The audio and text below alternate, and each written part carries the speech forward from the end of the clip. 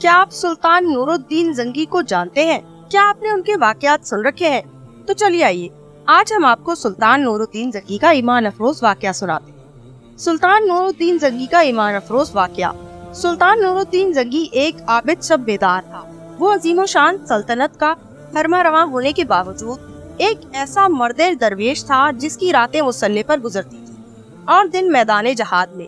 وہ عظمت و کردار کا ایک عظیم پیکر تھا جس نے اپنی نوک شمشیر سے تاریخ اسلام کا ایک روشن باب لکھا۔ سلطان نور الدین زنگی رات کا بیشتر حصہ عبادات و مناجات میں گزارتا تھا۔ اس کا معمول تھا کہ نماز عشاء کے بعد بکثرت نوافل پڑھتا اور پھر رسول اکرم صلی اللہ علیہ وسلم پر سینکڑوں مرتبہ درود بھیج کر تھوڑی دیر کے لیے بستر پر لیٹ جاتا۔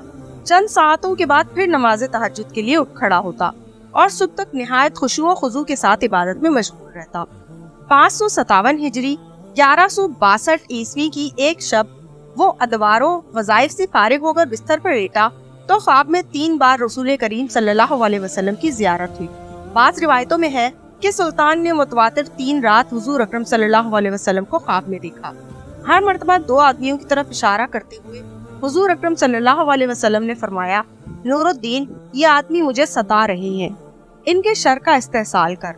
نور الدین یہ خواب دیکھ کر سخت مضطرب ہوا، بار بار استغفار پڑھتا اور رو رو کر کہتا، میرے آقا و مولا کو میرے جیتے جی کوئی ستائے، یہ نہیں ہو سکتا۔ میری جان، مال، آل و اولاد سب آقائے مدنی پر نثار ہیں۔ خدا اس دن کے لیے نور الدین کو زندہ نہ رکھے کہ حضور صلی اللہ علیہ وسلم غلام کو یاد فرمائے اور وہ دمشق میں آرام سے بیٹھا رہے۔ سلطان نور الدین بے چین ہو گیا اور اسے یقین ہو گیا کہ مدینہ منورہ میں ضرور کوئی ایسا ناشدنی واقعہ ہوا ہے جس سے سرور کونین کی روح اقدس کو تکلیف پہنچی ہے۔ خواب سے بیدار ہوتے ہی اس نے بحثن و عیان دولت کو ساتھ لیا اور بہت سا خزانہ گھوڑوں پر لدوا کر مدینہ منورہ کی طرف روانہ ہو گیا۔ اہل دمشق سلطان کے یکایک عازم سفر ہونے سے بہت حیران ہوئے، لیکن کسی کو معلوم نہ تھا کہ اصل بات کیا ہے۔ دمشق سے مدینہ منورہ پہنچنے میں عام طور پر 20-25 دن لگتے تھے، لیکن سلطان نے یہ فاصلہ نہایت تیز رفتاری کے ساتھ طے کیا اور 16ویں دن مدینہ منورہ جا پہنچا۔ اہل مدینہ اس کی اچانک آمد پر حیران رہ گئے۔ سلطان نے آتے ہی شہر میں آنے جانے کے دروازے بند کروا دیے، پھر منادی کروا دی کہ آج تمام اہل مدینہ ان کے ساتھ کھانا کھائیں۔ تمام اہل مدینہ نے نہایت خوشی سے سلطان کی دعوت کی۔ اس طرح مدینہ منورہ کے تمام لوگ سلطان کی نظر سے گزر گئے، لیکن ان میں وہ آدمی نہیں تھے جن کی شکلیں اسے خواب میں دکھائی گئی تھی۔ سلطان نے اکابر شہر سے پوچھا کہ کوئی ایسا شخص تو باقی نہیں رہا جو کسی وجہ سے دعوت میں شریک نہ ہو سکا ہو۔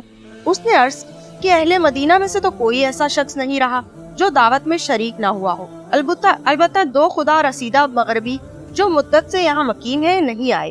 یہ دونوں بزرگ عبادت میں مشغول رہتے ہیں، اگر کچھ وقت بچتا ہے تو جنت البقیع میں لوگوں کو پانی پلاتے ہیں، اس کے علاوہ وہ کسی سے ملتے ملاتے نہیں۔ سلطان نے حکم دیا ان دونوں کو بھی ضرور یہاں لاؤ۔ جب وہ دونوں سلطان کے سامنے حاضر کیے گئے تو اس نے ایک نظر میں پہچان لیا کہ یہ وہی 2 آدمی ہیں جو اسے خواب میں دکھائے گئے تھے۔ انہیں دیکھ کر سلطان کا خون کھول اٹھا، لیکن تحقیق حال ضروری تھی کیونکہ ان کے لباس زاہدانہ اور شکل و صورت مومنوں کی سی تھی۔ سلطان نے ان دونوں سے پوچھا کہ تم دونوں یہاں کہاں رہتے ہو؟ انہوں نے بتایا کہ روضہ اقدس کے قریب ایک مکان کرائے پر لے رکھا ہے اور اسی میں ہر وقت ذکر الہی میں مشغول رہتے ہیں۔ سلطان نے ان دونوں کو وہی اپنے آدمیوں کی نگرانی میں چھوڑا اور خود اکابر شہر کے ہمراہ اس مکان پر جا پہنچا۔ یہ ایک چھوٹا سا مکان تھا جس میں نہایت مختصر سامان مکینوں کی زاہدانہ زندگی کی شہادت دے رہا تھا۔ اہل شہر ان دونوں کی تعریف میں رتب لساں تھے اور بظاہر کوئی چیز قابل اعتبار نظر نہیں آتی تھی، لیکن سلطان کا دل مطمئن نہیں تھا۔ اس نے مکان کا فرش ٹھوک بجا کر دیکھنا شروع کیا۔ یکایک سلطان کو ایک چٹائی کے نیچے فرش ہلتا ہوا محسوس ہوا۔ چٹائی ہٹا کر دیکھا تو ایک چوڑی سل تھی، اسے سرکایا گیا تو ایک خوفناک انکشاف ہوا۔ یہ ایک سرنگ جو روضہ اقدس کی طرف جاتی تھی۔ سلطان سارا معاملہ آنن فانن سمجھ گیا اور بے اختیار اس کے منہ سے صدق اللہ و صدق رسول نکلا۔ سادہ مزاج اہل مدینہ بھی ان بھیڑ نما بھیڑیوں کی یہ حرکت دیکھ کر ششدر رہ گئے۔ سلطان اب قہر و جلال کی مجسم تصویر بن گیا اور اس نے دونوں ملونوں کو بابا زنجیر کر کے اپنے سامنے لانے کا حکم دیا۔ جب وہ سلطان کے سامنے پیش ہوئے تو اس نے ان سے نہایت غضبناک لہجے میں مخاطب ہو کر پوچھا، سچ سچ بت کون ہو اور اس ناپاک حرکت سے تمہارا کیا مقصد ہے؟ دونوں ملونوں نے نہایت بے شرمی اور ڈڈائی سے جواب دیا، اے بادشاہ، ہم نصرانی ہیں۔ یعنی بعض روایتوں میں ہے کہ یہ دونوں یہودی تھے، اور اپنی قوم کی طرف سے تمہارے پیغمبر کی لاش چرانے پر مامور ہے۔ ہمارے نزدیک اس سے بڑھ کر اور کوئی کار ثواب ہے، لیکن افسوس کے عین اس وقت جب ہمارا کام بہت تھوڑا رہ گیا تھا تم نے ہمیں گرفتار کر لیا۔ ایک روایت یہ ہے کہ یہ سرنگ حضرت عمر کے جسد مبارک تک پہنچ چکی، یہاں تک کہ ان کا ایک پاؤں ننگا ہو گیا تھا۔ سلطان کا پیمانہ صبر لبریز ہو گیا، اس نے تلوار کھینچ کر ان دونوں بدبختوں کی گردنیں اڑا دی، ان کی لاشیں بھڑکتی ہوئی آگ کے الاؤں میں ڈلوا۔ یہ کام انجام دے کر سلطان پر رکت طاری ہو گئی اور شدت گریہ سے اس کی گگی بنی۔ وہ مدینہ منورہ کی گلیوں میں روتا گھومتا اور کہتا تھا کہ زہے نصیب کی اس خدمت کے لیے حضور نے اس غلام کا انتخاب کیا۔